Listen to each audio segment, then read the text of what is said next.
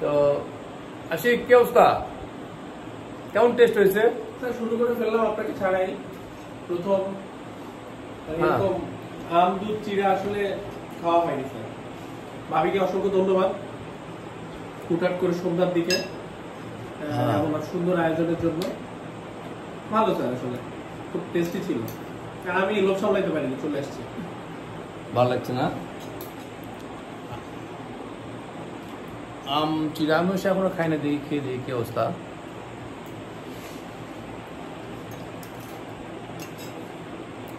ভালোই। ফলাহার, হ্যাঁ ফলার মানে 3টা ফল আছে এর মধ্যে।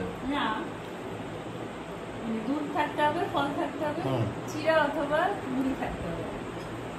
দুধ আর ফল থাকতে হবে, আর তার সাথে একটা চিড়া অথবা মুড়ি থাকতে হবে। ফলাহার। এখন এখানে তুমি কলা দিতে পারো বা আম দিতে পারো, অনেকে কাঁঠাল দেয়, আবার আম কলা কাঁঠাল সব একসাথে মিক্স করেও দেয়। আর আমটা হলো ল্যাংড়া আম, একদম। আশিক তো আবার আমের প্রতি একটা ফ্যাসিনেশন আছে। গতবারে তো ছিলেন আমাদের বাড়িতে যে সেই আম, এবার আসলে ল্যাংড়া আম হয়ই না, খুব কমেছে আম। এর আগের বারের একটা মানে মেইন থিম লাইন ছিল যখন স্যারের ওখানে যাচ্ছিলাম, যে আশিক আম দেখেছে কিন্তু আম গাছ কখনো দেখে না। আম গাছ থেকে আম পারে নাই। বাংলাদেশে তো আম গাছ আছে, সব জায়গায় আছে। আশিক খুলনার ছেলে, খুলনার কি 13 খাদা। না, 13 খাদার সঙ্গে আমার মনে থাকে কিছু জায়গা, যেমন 13 খাদার সাথে সন্ত্রাসের যোগাযোগ আছে। আগে যখন আমি পেপার মানে যখন সরবরাহে ছিল, পেপারের ভিতরে পাতায় 13 খাদা একটা থাকতোই। শৈলকুপা, 13 খাদা, এগুলো কিন্তু খুব কমন নাম, আমরা ওখান থেকে বুঝি। তারপরে এগুলা হলো পূর্ব বাংলা কমিউনিস্ট পার্টির যে সরবরাহ দলগুলা। আর ওইদিকে আমরা চট্টগ্রামে একটা নাম পেতাম, সেটা হলো ওই যে খাগড়াছড়ি কয়েকটা জায়গা, যেমন মানিকছড়ি, এগুলোর নামগুলো খুব কমন। তো আবার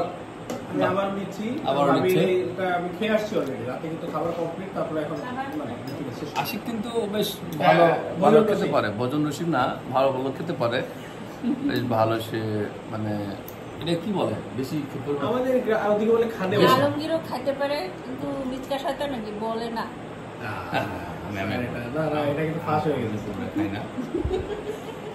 আমি তো খাওয়ার ভয়ে এমন আছে, আমি যেহেতু রান্না করি দেখলে কার্পেটে যায়।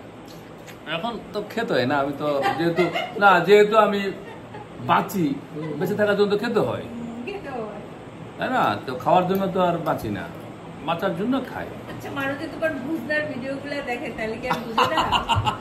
বুঝনার একটা ব্যাপার আছে যে আমরা গ্রামে ঘুরে, ওটা একটা ভালো লাগে যে বুঝনা যে একটা চেঞ্জ আসছে বাংলায় যে পান্তার বদলে বুঝনার দিকে এগুচ্ছে, এটা একটা যে এই যে একটা ফুড হ্যাবিট। এখানে খাইছিলেন পান্তা কাঁচামরিচ, ওরকম পয়লা বৈশাখের মধ্যে ছিল।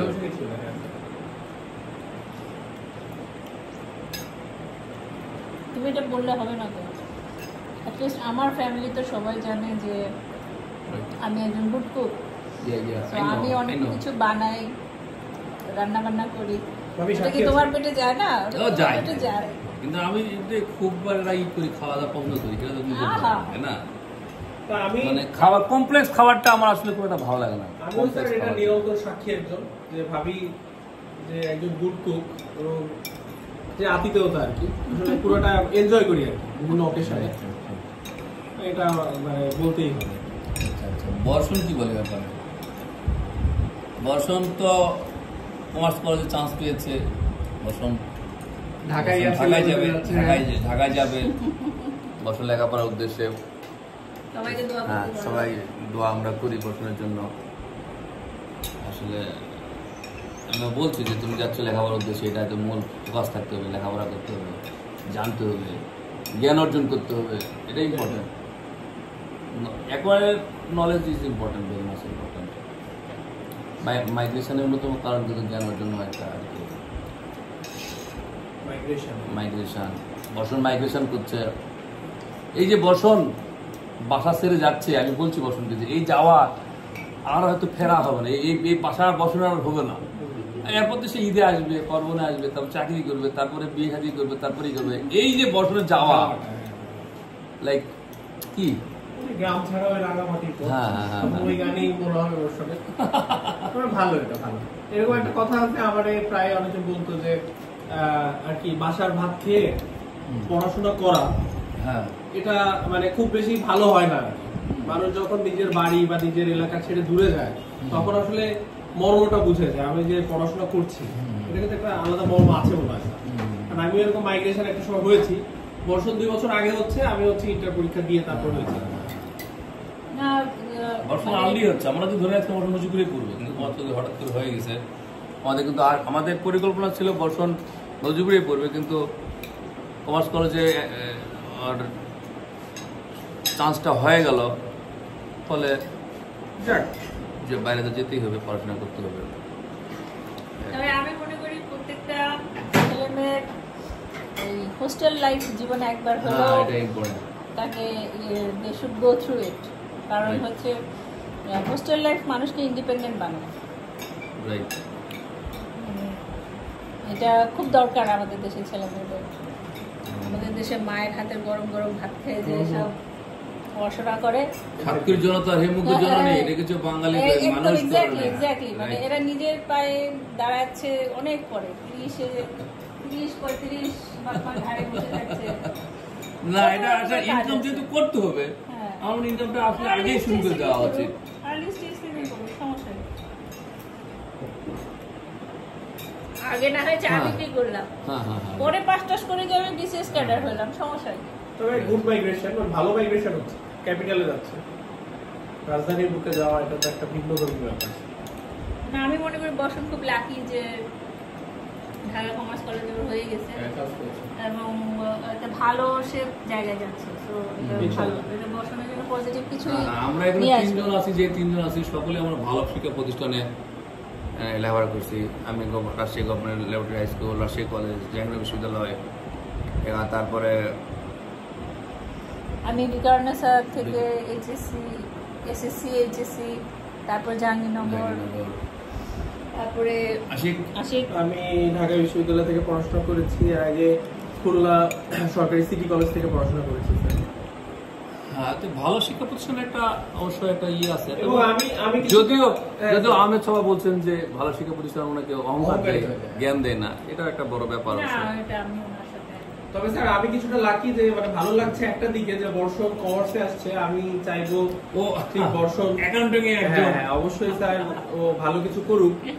আসলে কমার্সের এখন পর্যন্ত সামাজিক যে অবস্থা, মানে কমার্স নিয়ে যে ব্যাপারটা, এখনো অনেকের মনে চিন্তা যে কমার্স মনে হয় বাংলাদেশের সব থেকে বিলো কোয়ালিটির ছেলেমেয়েরা কমার্স পড়ে। তো এই ধারণা থেকে আসলে আমাদের বেরিয়ে আসা উচিত এবং আশা করি আমি বর্ষণের উত্তরোত্তর সাফল্য কামনা করছি এবং ও যাতে ঢাকা বিশ্ববিদ্যালয়ে খুব ভালো সাবজেক্টে ফিনান্স, অ্যাকাউন্টিং, ম্যানেজমেন্ট এরকম সাবজেক্টে পড়াশোনা করে আমাদের মুখ উজ্জ্বল করে, নজিবুরের মুখ উজ্জ্বল করে। হ্যাঁ, বর্ষণের এই চয়েসটা, আমি তো সায়েন্সের স্টুডেন্ট, আমি কেমিস্ট্রিকে ভালো পারতাম এই এসএসসি থেকেই। পরে আমি কেমিস্ট্রি অনার্স পড়ছি, পরে আমি জাহাঙ্গীরনগরে গভর্নমেন্ট কলেজে পড়ছি। তো সায়েন্সের প্রতি একটা ইয়ে আছে, মানবিক প্রতি আছে। কমার্স আসলে কেমন জানি মনে হয় বাঙালিদের সঙ্গে যায় না, এটা তাই না? এটা আছে না, বাঙালিরা কমার্স করবে কেন? আমরা কমার্স মানে একটা ধান্দাবাজি। এটা আমাদের সময়কার কমার্স আর এখনকার কমার্সের মধ্যে সারাদিন আশিকের পিঞ্চ মারেন, এটা বলেন যে কলেজে ঢুকলে।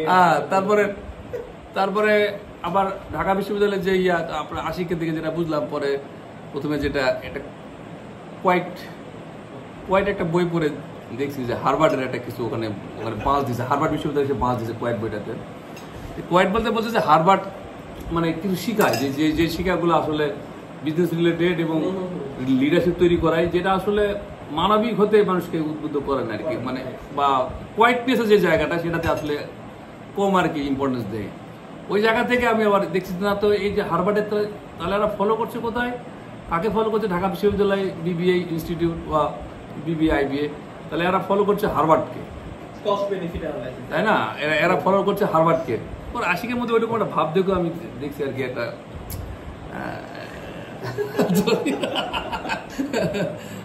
ওরকমও তো দরকার আছে, সব খালি সাইকেল চালাবে